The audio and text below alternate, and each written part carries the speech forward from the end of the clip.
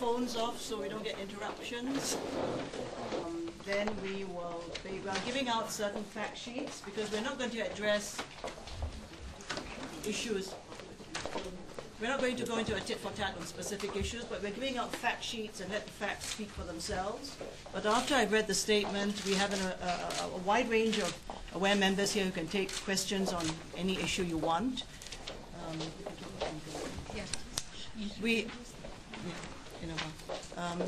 Also, we do have, just be totally open about this, we do have our legal advisor here who may interject at various points to make sure that statements that we put out are acceptable. Yeah? So, and we ask the media to cooperate with us if we want to rephrase certain things. This shows how seriously we're taking it. Just a very quick introduction. I am Margaret Thomas, a founder member, and I have served on EXCO's last century and this century. Just very quickly, perhaps let's read out the statement for the benefit of those who don't have copies. I think the media have copies. The statement is really what is really at stake in the crisis at AWARE.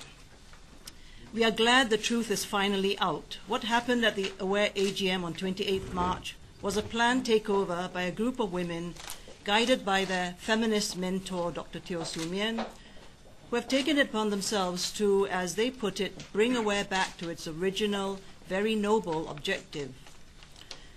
The issue is not whether AWARE has indeed strayed from its original aims. What is really at stake is the space for a diversity of views in our cosmopolitan and pluralistic society. Singapore is a multiracial, multireligious, and multicultural society. As we progress, the diversity will grow. We have to be able to coexist, to live with differing views on many issues. What has happened at AWARE is a threat to Singapore's pluralistic society.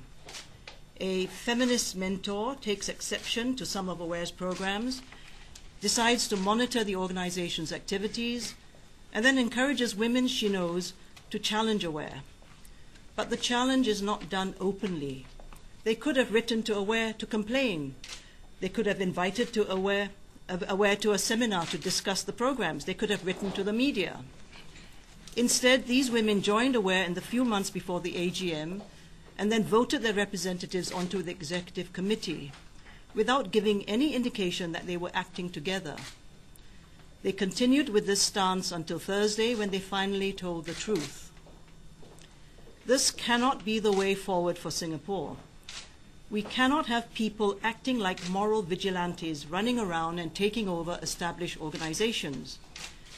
If Dr. Teo and her mentees feel that AWARE has strayed from its original aims or that some of the programs are unsuitable, then go ahead and criticize AWARE, but do so openly. Better still, form their own organization to offer parallel programs with what they see as the right messages, and let the public choose which they prefer. Their motives and actions will then be visible to all. There will be transparency and accountability. That is the statement. And now, please, just for clarity, if you just say who you're from. Hi, I'm Jeremy from 938 Paper Cues. You are being pro-gay, so what are you? You don't say who you want to address it to? Anybody? Okay.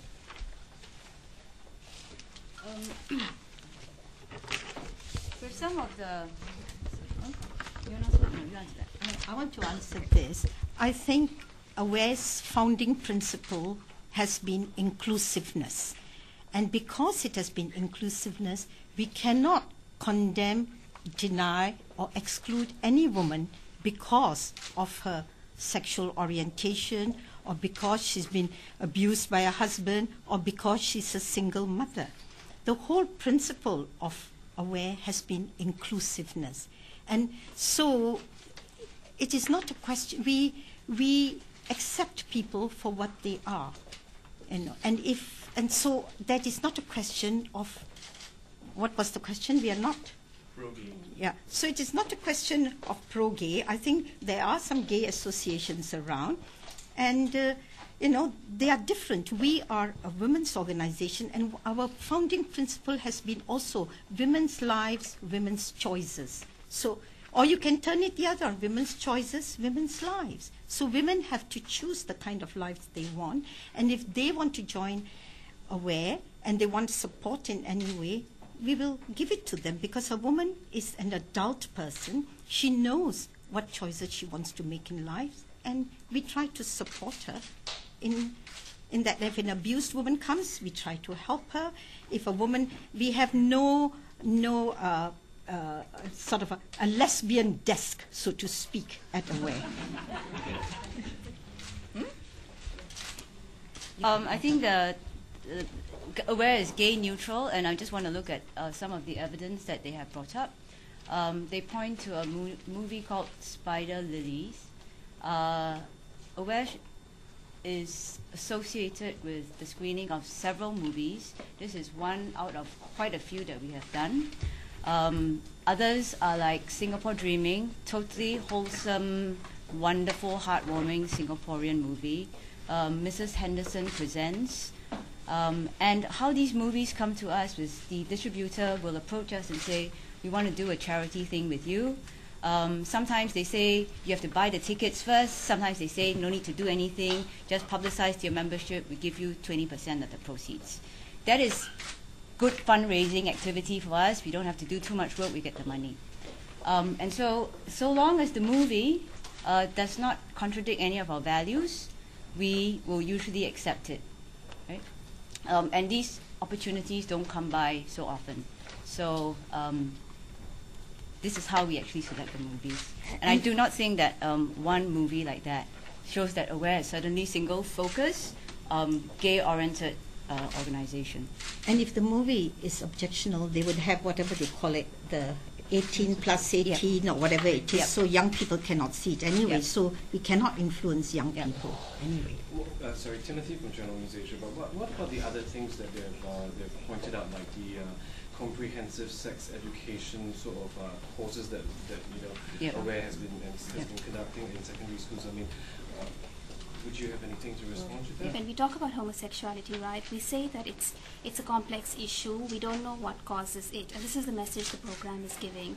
What we do know is that a lot of young women are suffering in silence and shame because they're questioning themselves and they don't know what's happening. So what this program tries to do is talk about sexual orientation. It hopes to dispel myths with accurate information and to protect young women from all the risks that come with not knowing your own orientation. They might carry out risky sexual behavior.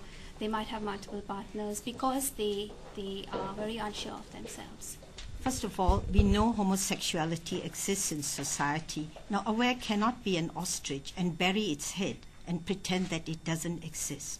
If we do a program on sexuality, we have to address this issue, but it is not the main part of the issue at all, main program. So if we didn't address it at all, how would we be able to, comprehensive, and how would we be able to, there are many anguished young people who are bothered by it. So they need this issue to be addressed. But we don't go out in the program and say, hey guys, it's a good thing to be a lesbian.